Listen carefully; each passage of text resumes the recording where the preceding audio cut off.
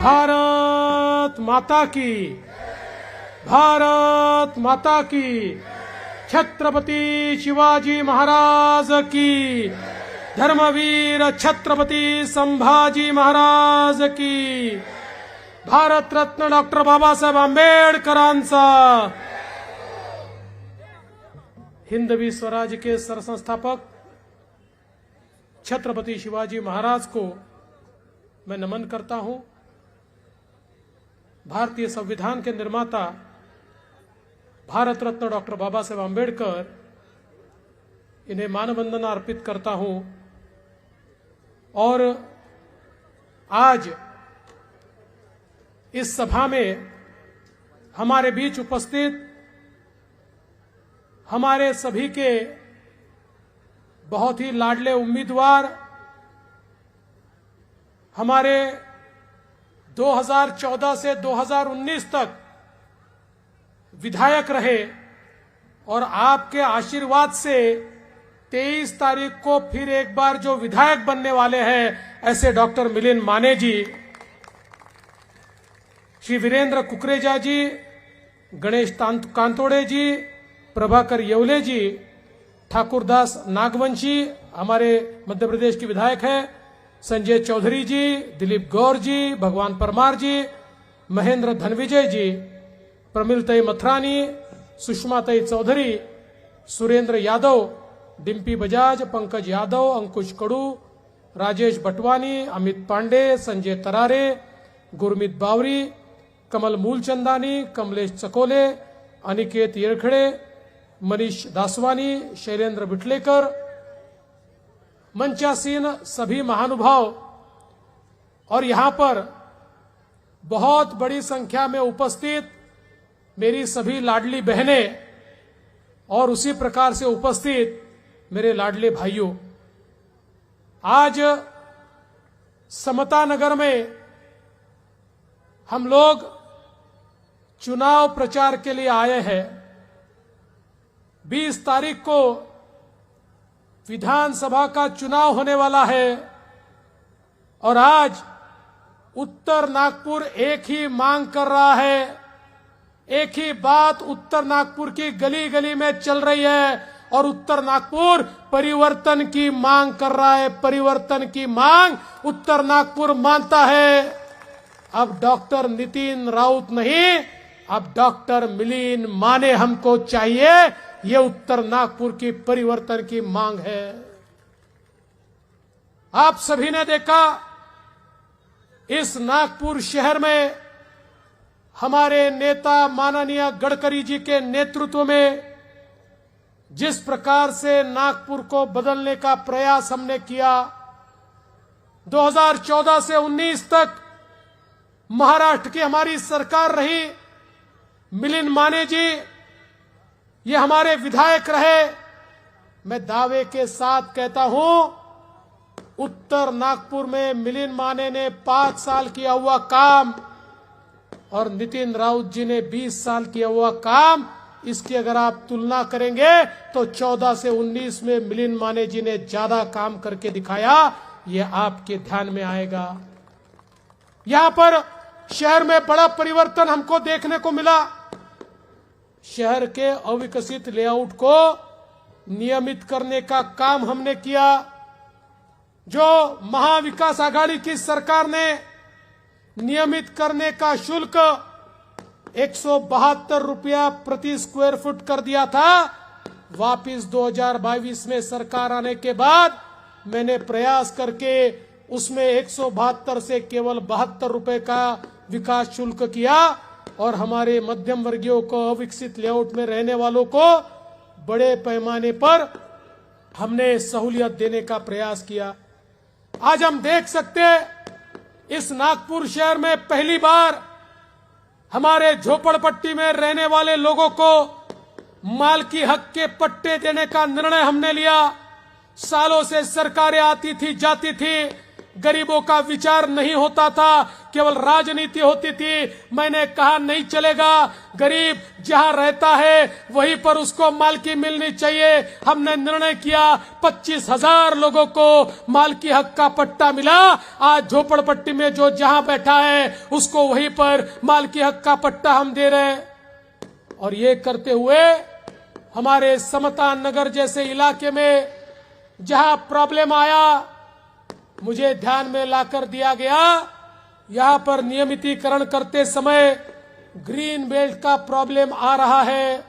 मैं आज आपको आश्वस्त करना चाहता हूं, अभी तो आचार संहिता चल रही है, आचार संहिता समाप्त होने दीजिए, फिर एक बार आपके आशीर्वाद से अपनी सरकार चुनकर आएगी, डॉक्टर मिलिंद माने चुनकर आएंगे, तो इस ग्रीन बेल्ट को भी हटाकर हमारे घरों को नियमित करने का काम, इसकी गारंटी ये देवा भाव तुमको देता है। बस मेरे मिलिंद माने को चुनकर भेजिए, मैं तुम्हारे लिए ये काम करके दिखाऊंगा। आज हम देख सकते गरीबों के लिए इस नागपुर शहर में और विशेष रूप से उत्तर नागपुर में हम लोगों ने प्रधानमंत्री आवास योजना के मकान बनाए।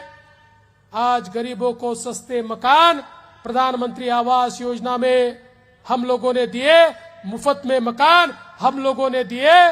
आज कई गरीबों की जीवन में एक बड़ा परिवर्तन हमने लाकर दिखाया। इस नागपुर शहर के रास्तों को सीमेंट कंक्रीट के रास्तों में हमने परिवर्तित किया। हमारे गडकरी जी के नेतृत्व में इस उत्तर नागपुर में इतने बड़े बड़े फ्लाईओवर बने। आज जो ट्रैफिक जाम होता था, आज ट्रैफिक जाम की समस्या समाप्त हुई और यहां पर आधुनिकीकरण होता हुआ हमको दिखाई दिया।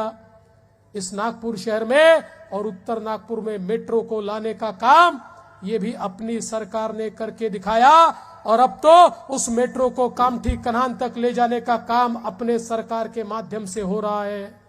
नागपुर शहर में हमारे बच्चों को अच्छे तरीके की शिक्षा मिले, इस दृष्टि से हम लोगों ने प्रयास किया और देश के जो सबसे अच्छे संस्थान हैं, IIIT हो, एम्स हो, नेशनल लॉ स्कूल हो, यहां तक की सिम्बियोसिस जैसी यूनिवर्सिटी हो, नरसी मुंजी जैसी यूनिवर्सिटी हो, अलग अलग प्रकार के ये सारे शिक्षा संस्थान नागपुर में लाए। आज हमारे बच्चों को सीखने के लिए पुणे, मुंबई, बेंगलोर, हैदराबाद जाना पड़ता था, अब ये सारे के सारे बच्चे यहां पढ़ सकते हैं। ये व्यवस्था हमने की। गडकरी जी के नेतृत्व में मिहान में बड़े पैमाने पर हमने उद्योग लाए। अभी पिछले महीने मैंने 20,000 करोड़ के उद्योगों का उद्घाटन किया और 40,000 करोड़ के हमारे उद्योगों का शिलान्यास मैंने किया। हमारे लाखों तरुणाई के हाथ को काम मिलेगा, ऐसे उद्योगों की शुरुआत हमारे शहर में हमने की। और इसके साथ साथ नागपुर में लॉजिस्टिक पार्क के लिए हम लोगों ने 1,000 करोड़ रुपए दिए। नागपुर को देश का लॉजिस्टिक कैपिटल हम लोग तैयार कर रहे हैं और इसके माध्यम से हजारों तरुणों के हाथों को काम मिलेगा। ये काम नागपुर शहर में हमने करके दिखाया। आज हमारे गरीबों के अस्पताल, हमारा मेडिकल कॉलेज हो, हमारा मेयो अस्पताल हो, जहां पर गरीब जाता है उसकी अवस्था बहुत खराब थी। ये 2 हॉस्पिटल को 1,000 करोड़ रुपए मैंने दिए और आने वाले 1.5-2 साल में जब इसका चित्र बदलेगा तो गरीबों का हॉस्पिटल, मेयो और मेडिकल भी हमको प्राइवेट हॉस्पिटल जैसा चकाचक दिखेगा। हमारा गरीब आदमी वहां पर जाएगा तो उसको पैसा नहीं लगेगा, लेकिन प्राइवेट हॉस्पिटल जैसी सुविधा मिलेगी। और साथ साथ हमारे उत्तर नागपुर में भी हमने बाबा साहेब आम्बेडकर रुग्णालय और मेडिकल कॉलेज की नींव रखी। हमारे नितिन राउत जी ने, उनकी एक खासियत है, काम कुछ करते नहीं, केवल एक पत्र देते और हर चीज मैंने की बोलते। ये तो बैक डेट में पत्र देकर ताजमहल भी मैंने तैयार किया ऐसा बता सकते, मेरी मांग थी ताजमहल करने की ऐसा भी बोल सकते हैं। ऐसे उन्होंने यहाँ के लोगों को बरगलाने की बात कही, कहने लगे यहाँ का मेडिकल कॉलेज, यहाँ का हॉस्पिटल जो मैं बनाने वाला था वो हॉस्पिटल मिहान में चला गया। लेकिन मुझे बताते हुए खुशी होती है मैंने यहां पर 550 करोड़ रुपए देकर इस उत्तर नागपुर में हॉस्पिटल और मेडिकल कॉलेज ये मंजूर किया। और मुझे बताते हुए खुशी होती है, अब मोदी जी की सरकार ने ये मान्य किया है कि इस मेडिकल कॉलेज और हॉस्पिटल के लिए 550 करोड़ रुपया हमारी मोदी जी की सरकार देने वाली है। उत्तर नागपुर को अपना स्वयं का सरकारी सबसे बड़ा हॉस्पिटल और मेडिकल कॉलेज अपनी सरकार के कारण यहां पर मिलने वाला है। Doctor Baba Saheb Ambedkar convention centre हो, सिंधु आर्ट गैलरी हो, या हमारे पोवार समाज की मांग थी, हमारे राजा भोज जिन्होंने सबको देने का काम किया, उनको मानने वाला हमारा पोवार समाज, उन्होंने छोटी सी मांग रखी, एक हमको सभागृह मिलना चाहिए। केवल 4 दिन के अंदर 25 लाख रुपए अपनी सरकार ने पोवार समाज के सभागृह के लिए दिए। ये सरकार सभी के लिए काम करने वाली सरकार है, ये परिवर्तन करने वाली सरकार है। दोस्तों, आज हम देख सकते हैं अब पिछले 2.5 साल में अलग अलग योजनाएं जो हमने लाई, हमारे तरुणाई के हाथ को काम मिले। अप्रेंटिस की योजना लाई, 10 लाख तरुणों को प्राइवेट सेक्टर भी अगर नौकरी देता है तो 10,000 रुपए तक का उसका पगार सरकार की ओर से हम देते हैं और उसको वहां पर कायम किया जाए, इस प्रकार का प्रयास करते हैं। हमारे तरुणों के हाथ को काम मिले, इसलिए अलग अलग प्रकार की योजनाएं तैयार करके हमने 15 लाख तक का कर्जा उनको बिना किसी गारंटी के और बिना किसी इंटरेस्ट के मिले, इस प्रकार की योजना हमने लाई है, जिसके चलते हमारे जो युवा है, युवाओं के हाथ को काम मिलेगा। बहनों और भाइयों, मैं ये भी कहना चाहता हूं, हमारे देश के प्रधानमंत्री मोदी जी ने हमको एक मंत्र दिया। मोदी जी ने कहा, विकसित भारत अगर तैयार करना है तो भारत की 50% आबादी हमारी माताएं बहनें हैं, हमारी महिलाएं हैं। जब तक ये हमारी 50% आबादी देश की मुख्य धारा में, अर्थव्यवस्था की, समाज व्यवस्था की मुख्य धारा में नहीं आएगी, तब तक भारत विकसित देश नहीं बन सकता। इसलिए मोदी जी ने बेटी बचाओ बेटी पढ़ाओ से लेकर लखपति दीदी तक के कार्यक्रम लाए। मोदी जी 3 करोड़ महिलाओं को लखपति दीदी बना रहे। लखपति दीदी का मतलब जो 1 साल में 1 लाख रुपए से ज्यादा कमाती है। हमारे महाराष्ट्र में 11 लाख महिलाएं लखपति दीदी बनी। अब 25 लाख का टारगेट है। आने वाले दिनों में 1 करोड़ महिलाओं को महाराष्ट्र में लखपति दीदी हमको बनाना है। और साथ साथ हमारी सरकार ने महिला केंद्रित नीति के तहत लेक लाड़की योजना लाई, जिस योजना में हमने ये कहा, घर में अगर बेटी पैदा हुई तो बेटी के पैदा होने का स्वागत होना चाहिए। बेटी पैदा हुई तो 5,000 रुपए, वो पहली क्लास में गई तो 5,000 रुपए, वो 7वीं क्लास में गई तो 7,000 रुपए, वो 11वीं क्लास में गई तो 8,000 रुपए, और वो 18 साल की हुई तो 75,000 रुपए। ऐसे 1 लाख रुपए जिनके घर में बच्ची पैदा होगी, उस घर को देने का निर्णय हमने लिया।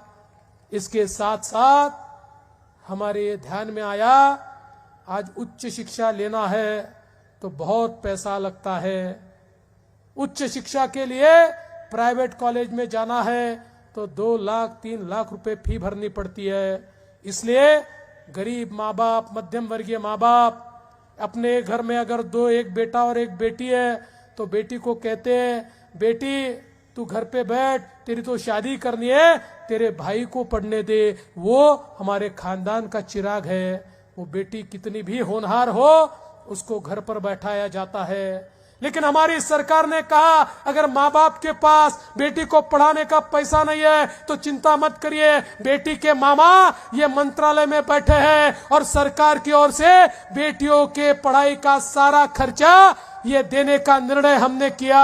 उच्च शिक्षा में अब हमारी बेटियों को 1 पैसा भी नहीं भरना पड़ेगा। उनकी डॉक्टर बनने की, इंजीनियर बनने की, MBA बनने की जो भी तमन्ना हो, सारी की सारी फी का इंतजाम हमारा महाराष्ट्र की सरकार करेगी। ये निर्णय हमने लिया। हमारी बहनों के लिए हमने हमारे एसटी में आधे टिकट की व्यवस्था की। बहनें अगर एसटी में प्रवास करेगी तो आधा ही टिकट लगेगा। जिस समय योजना हमने घोषित की 1-1.5 साल पहले, तो एसटी के लोग आए, बोले साहब इस योजना को बंद कर दीजिए। मैंने कहा क्यों बंद करना है? बोले एसटी वैसे ही नुकसान में है, आधा टिकट लेंगे और नुकसान में जाएगी। हमने कहा चिंता मत करिए, अगर नुकसान में जाएंगी तो हम मदद करेंगे। 1 महीना पहले यही लोग वापिस आए थे और हमको कहने लगे साहब ये महिलाओं को आधा टिकट वाली योजना कभी बंद मत करना। अरे मैंने कहा आप तो कहते थे बंद करो, अब कहते मत करो। बोले नहीं इसलिए मत करो, ये योजना शुरू होने के कारण इतनी महिलाओं ने ट्रैवल करना चालू किया, प्रवास करना चालू किया कि जो हमारी एसटी नुकसान में थी वो फायदे में आ गई। इसलिए इस योजना को आप हमेशा शुरू रखिए। फिर मैंने जरा पता किया, मैंने कहा भाई हो क्या रहा है? तो मेरे ध्यान में आया जब से आधा टिकट शुरू हुआ है हमारी सारी लाडली बहनें हमारे जीजाओं को बोलती है तुम घर में बैठो, मैं जाकर काम निपटा कर आती हूँ, तुम गए तो टिकट भी दुगना लगता है, तुम पान तंबाकू खर्रा क्या क्या खाते हो, पैसा बिगाड़ के आते हो, मैं आधे पैसे में काम करके वापिस आती हूँ। हमारी बहनें अब प्रवास कर रही है। और साथ साथ अपनी सरकार ने निर्णय लिया कि हमारी लाडली बहनाओं के खाते में 1500 रुपया महीना हम लोग देंगे। और मुझे बताते हुए खुशी होती है, जब हमने इसका निर्णय लिया ये कांग्रेसी कहते थे ये योजना ढकोसला है, ये हो नहीं पाएंगी, ये मूर्ख बनाया जा रहा है, ये बरगलाया जा रहा है। लेकिन हमने 2.5 करोड़ लाडली बहनों के खातों में नवंबर तक का पैसा भर दिया। अब ये कांग्रेसियों के चेहरे छोटे छोटे हो गए, अब ये समझ नहीं पा रहे क्या करे। तो इन लोगों ने इस योजना को बंद करने का प्रयास शुरू कर दिया। लाडली बहनों, हम तो आपके सगे भाई है, पर ये कांग्रेसी आपके सौतेले भाई है। ये सौतेले भाई हाई कोर्ट में चले गए। नाना पटोले जी कांग्रेस के अध्यक्ष, सुनील केदार जी कांग्रेस के माजी मंत्री, इनके official election agent Anil Wadpalliwar high court में गए। हाई कोर्ट में जाकर उन्होंने वहां पर पिटीशन दाखिल की और कहा ये लाडली बहन योजना बंद कर दीजिए, इसमें पैसा खराब हो रहा है, इसमें पैसे का वेस्टेज हो रहा है। लेकिन चिंता मत करिए, आपके भाई वहां थे, हम कोर्ट में लड़े और कोर्ट ने लाडली बहन योजना बंद करने से इनकार कर दिया और कहा ये योजना चलती ही रहेगी। और अब मुझे ये बताते हुए खुशी होती है, वापिस अगर आप अपनी इस सरकार को लाडले भाइयों को चुनकर देंगे तो 1500 रुपया नहीं 2100 रुपया आपके खातों में हम लोग जमा करने वाले हैं। लेकिन याद रखना, अगर हमारे मिलिंद माने जी चुनकर आए तो लाडली बहना वालों की तरफ से हाथ ऊपर होगा, और डॉक्टर नितिन राउत जी चुनकर आए तो सौतेले भाइयों के साथ बैठकर लाडली योजना बहना को बंद करने का काम नितिन राउत जी और कांग्रेस पार्टी करने वाली है। इसलिए मैं आपसे निवेदन करने आया हूं, देखिए कांग्रेस कितनी दोगली है। लोकसभा के समय संविधान की गुहार देते थे, झूठा नैरेटिव फैलाते थे, कहते थे आरक्षण बंद हो जाएगा, मोदी जी आरक्षण बंद करेंगे, इस प्रकार से लोगों को बरगलाने का काम किया। राहुल गांधी अभी अभी आए थे और यहाँ पर संविधान बचाओ का एक उन्होंने कार्यक्रम भी लिया। लेकिन यही राहुल गांधी भारत से अमेरिका चले गए और अमेरिका में उनको सवाल पूछा कि क्या भारत में आरक्षण बंद करना चाहिए। उन्होंने कहा हाँ, SC ST OBC का आरक्षण बंद करने का समय आ गया है। ये राहुल गांधी ने बोल दिया।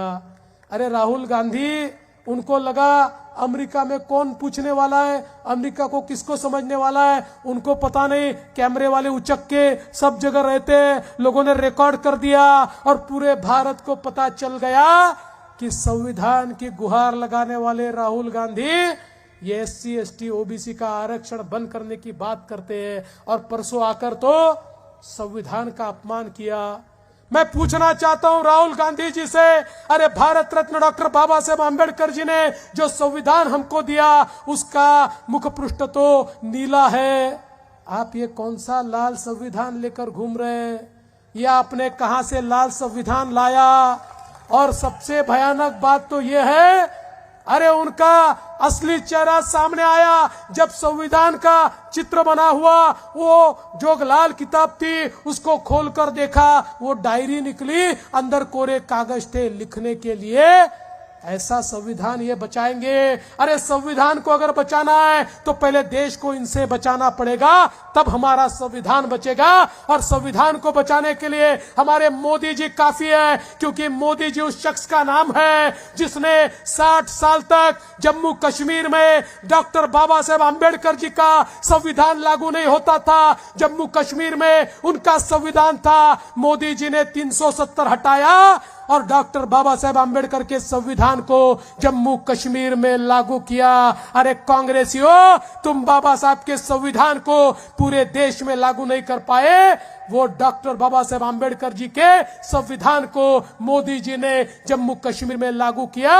और 60 साल बाद पहली बार जम्मू कश्मीर में SC ST और OBC को आरक्षण मिला। मोदी जी आरक्षण लेने वाले नहीं है, देने वाले मोदी जी है। इसलिए ये झूठ बोलने वाले कांग्रेसियों का पर्दाफाश करो और इस महाराष्ट्र में फिर एक बार महायुति की सरकार आप चुनकर लाइए, हमारे मिलिंद माने को चुनकर लाइए। आपके विकास की गारंटी मैं यहां पर लेता हूं। इतना ही कहकर अपने शब्दों को विराम देता हूं।